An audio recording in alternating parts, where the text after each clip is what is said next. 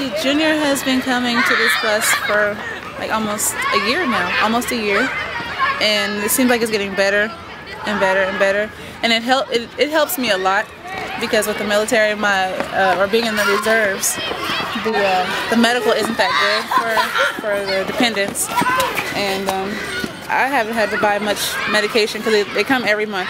So since they're here every month, they give a 30-day supply. That's like less medicine I've had to buy, and asthma medicine is so expensive, very expensive.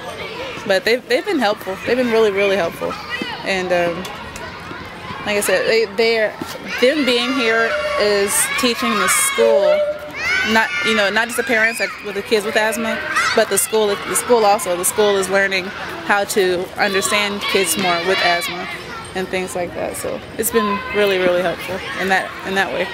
Because like I said, the first day I got here, or the first time he had asthma attack, they were just like running around with chickens with their heads cut off. And now they remind me, even though I still have the appointments left, they remind me, oh, the breathmobile is here today. Get Junior over there. Make sure he gets the treatment. So, because it helps a lot.